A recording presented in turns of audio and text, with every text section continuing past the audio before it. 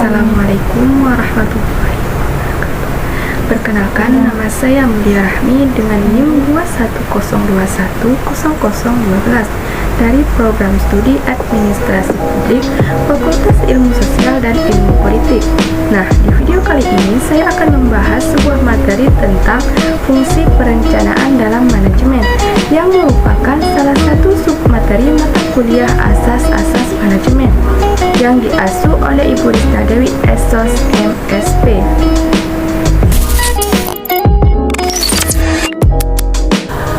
Fungsi perencanaan dalam manajemen. Sebelum kita lanjut ke perencanaan, terlebih dahulu kita harus mengetahui apa sih manajemen itu dan apa saja sih fungsi-fungsinya. Manajemen merupakan serangkaian proses yang dilakukan untuk mengatur dan memanfaatkan sumber daya yang ada untuk mencapai tujuan organisasi atau kelompok tertentu. Fungsi-fungsi manajemen. Ada 4 fungsi manajemen yang paling dikenal dan banyak digunakan di organisasi yang disebut dengan POAJ. Yang pertama adalah planning atau perencanaan, kedua organizing atau pengorganisasian, ketiga actuating atau pelaksanaan, keempat controlling atau pengendalian. Yang akan saya bahas di sini adalah pada fungsi yang pertama, yaitu perencanaan atau planning.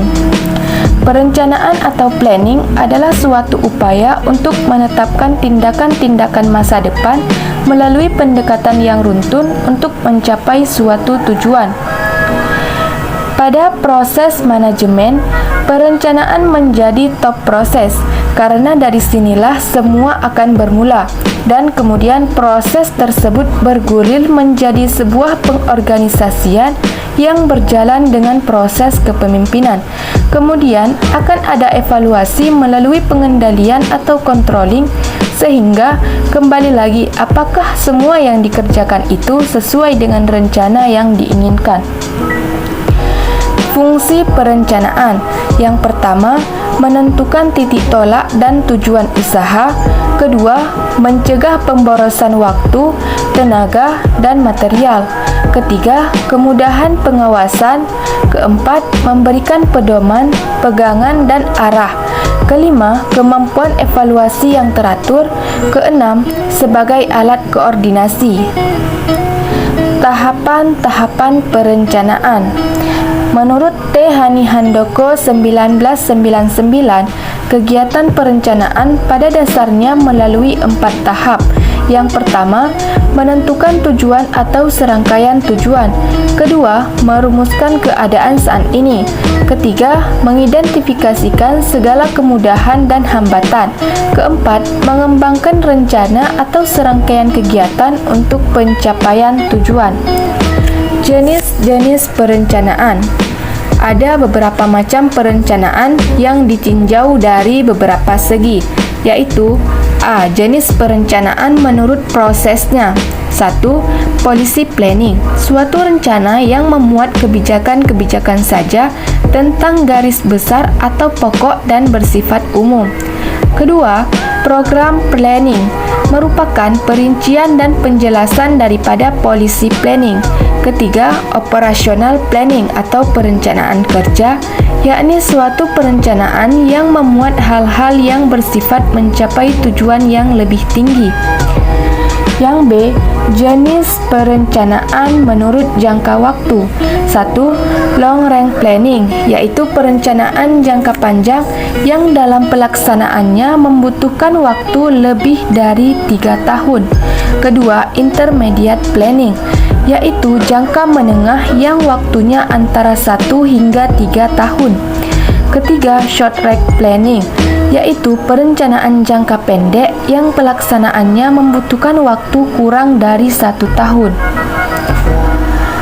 C. Jenis perencanaan menurut wilayah pelaksanaannya. 1. National planning, yakni rencana yang diperuntukkan bagi seluruh wilayah negara. Kedua, regional planning, yakni rencana untuk suatu daerah. Ketiga, local planning, yakni rencana untuk suatu daerah yang sangat terbatas. D. Jenis perencanaan menurut penggunaannya. Yang pertama, single use planning, yaitu suatu perencanaan hanya untuk sekali pakai saja.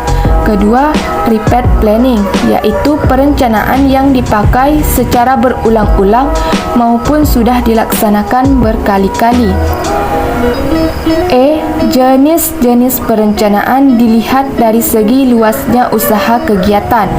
1. General planning, suatu rencana yang dibuat secara garis besar dan menyeluruh untuk kegiatan kerjasama yang lebih luas.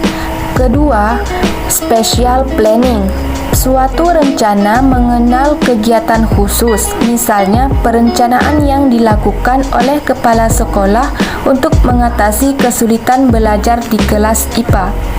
Ini adalah daftar pustaka dari materi saya. Demikianlah yang dapat saya sampaikan. Lebih dan kurang saya mohon maaf. Wassalamualaikum warahmatullahi wabarakatuh.